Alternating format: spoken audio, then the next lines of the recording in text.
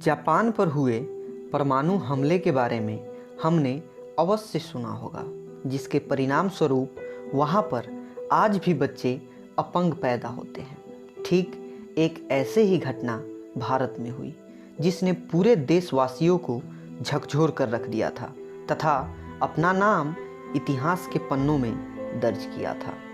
मध्य प्रदेश के भोपाल में 2 दिसंबर 1984 यानी कि लगभग आज से 36 साल 6 महीने पहले एक दर्दनाक हादसा हुआ, जो इतिहास के पन्नों में छप गया, जिसे भोपाल गैस कांड या भोपाल गैस त्रासदी का नाम दिया गया। तो चलिए दोस्तों, शुरू करते हैं उस दर्दनाक हादसे की कहानी। लेकिन उससे पहले अगर आप हमारे YouTube चैनल पर हमें देख रहे हैं तो आप हमारे चैनल को सब्सक्राइब करें, और अगर आप हमें फेसबुक पेज पर देख रहे हैं तो हमारे फेसबुक पेज को फॉलो करें, लाइक करें, शेयर करें और कमेंट करें। यूनियन कार्बाइड कॉरपोरेशन ने 1969 में यूनियन कार्बाइड इंडिया लिमिटेड के नाम से भारत में एक कीटनाशक फैक्ट्री खोली थी। इसके 10 सालों बाद 1979 में भोपाल में एक प्रोडक्शन प्लांट लगाया गया। इस प्लांट में एक कीटनाशक तैयार किया जाता था, जिसका नाम सेविन था। सेविन असल में कार्बेरिल नाम के केमिकल का ब्रांड नेम था। इस घटना के लिए UCIL द्वारा उठाए गए शुरुआती कदम भी कम जिम्मेदार नहीं थे। उस समय जब बाकी कंपनियां कार्बेरिल के उत्पादन के लिए कुछ और इस्तेमाल करती थी, लेकिन UCIL ने मिथाइल आइसोसाइनेट यानी कि MIC का इस्तेमाल किया। MIC एक जहरीली गैस थी। चूँकि MIC के इस्तेमाल से उत्पादन खर्च काफ़ी कम पड़ता था, इसलिए UCIL ने MIC को अपनाया यानी कि MIC को अपनाया। भोपाल गैस दुर्घटना से पहले भी एक घटना हुई थी। 1981 में फॉस्जीन गैस रिसाव हो गया था, जिसमें एक वर्कर की मौत भी हो गई थी। जनवरी 1982 में एक बार फिर से फॉस्जीन गैस का रिसाव हुआ, जिसमें 24 वर्करों की हालत खराब हुई थी।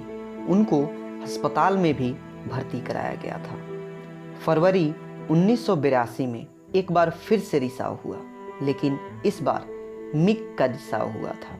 उस घटना में 18 वर्कर्स प्रभावित हुए थे। उन वर्करों का क्या हुआ अब तक किसी को कुछ पता नहीं चल पाया।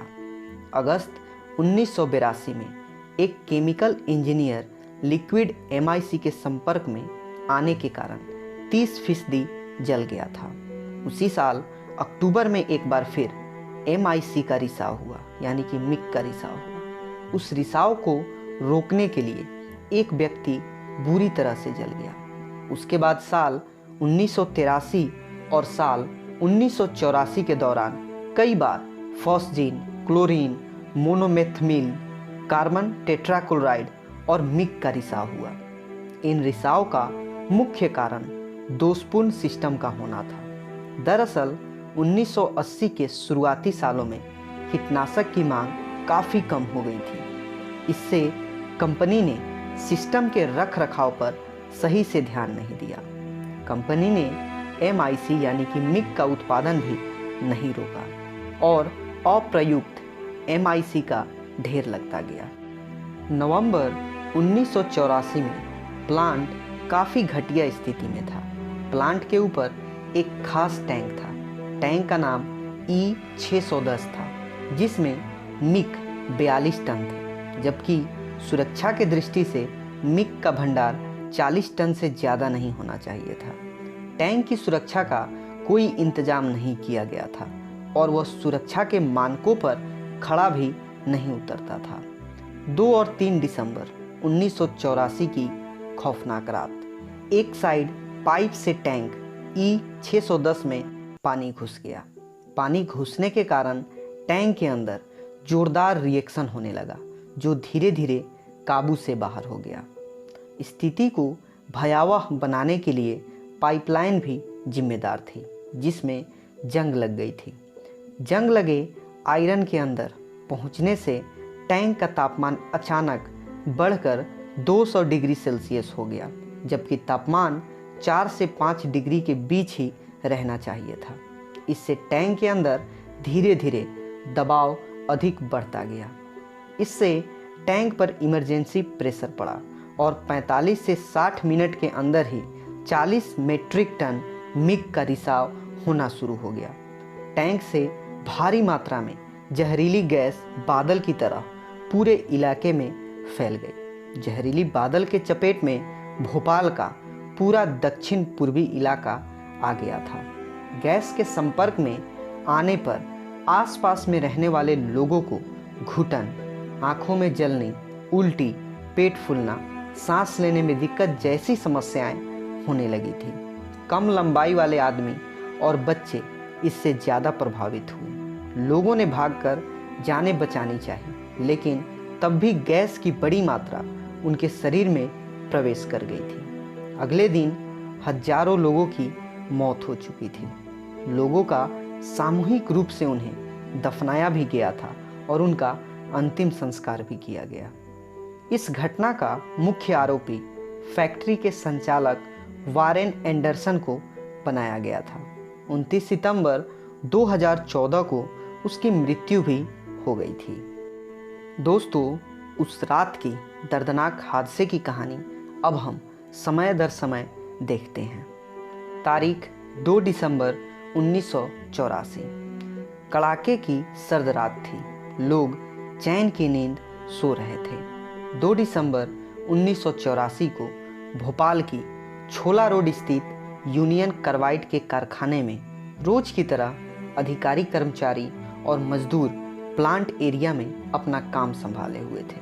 लेकिन किसी को क्या पता था कि आज रात हजारों लोग मौत की नींद सो जाएंगे। तारीख 2 दिसंबर 1984।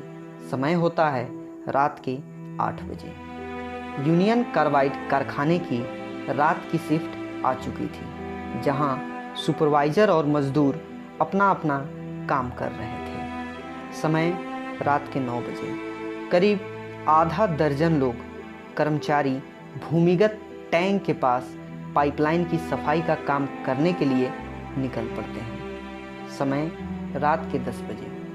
कारखाने के भूमिगत टैंक में पानी यानी कि जल चले जाने के कारण रासायनिक प्रतिक्रिया शुरू हो जाती है, जिससे टैंकर का तापमान 200 डिग्री पहुंच जाता है और धीरे धीरे आसपास गैस बनने शुरू हो जाते हैं। रात 10:30 टैंक से गैस पाइप में पहुंचने लगती है।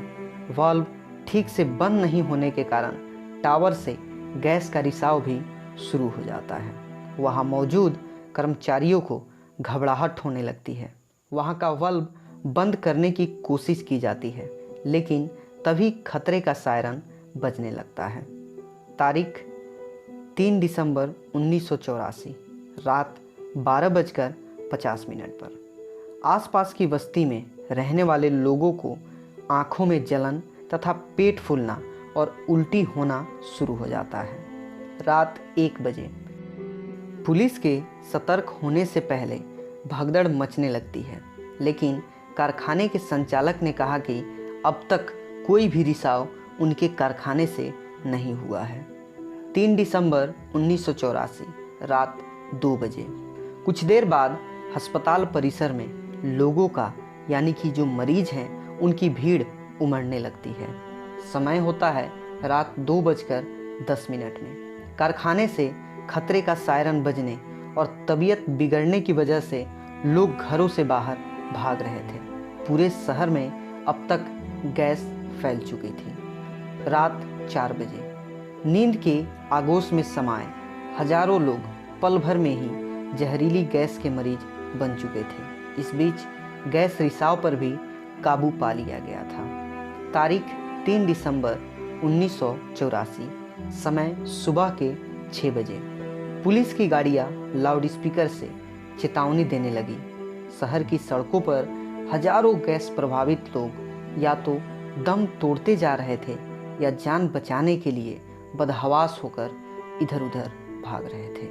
दोस्तों, हम अंदाज़ा नहीं लगा सकते हैं कि उस समय भोपाल की स्थिति क्या रही होगी। जैसा कि आशंका थी कि शुरू में डॉक्टरों को ही ठीक तरह से पता नहीं था कि क्या इलाज किया जाए। शहर में ऐसे डॉक्टर भी नहीं थे जिन्हें मिक गैस से पीड़ित लोगों के इलाज का कोई अनुभव रहा हो। हालांकि गैस रिसाव के 8 घंटे बाद भोपाल को जहरीली गैस के असर से मुक्त मान लिया गया था, लेकिन वर्ष 1984 में हुई इस हादसे से भोपाल अब तक उबर नहीं पाया है, और जब जब इसकी यादें रहेगी तब तक इसके उबरने की संभावनाएं भी नहीं होगी। दोस्तों, इस घटना को सुनकर आज भी हमारी आंखें नम हो जाती हैं। तो इस वीडियो में बस इतना ही। मिलेंगे अगले वीडियो में, तब तक हमारे चैनल पर बने रहिए और हमारे वीडियो को देखते रहिए। धन्यवाद। नमस्कार दोस्तों।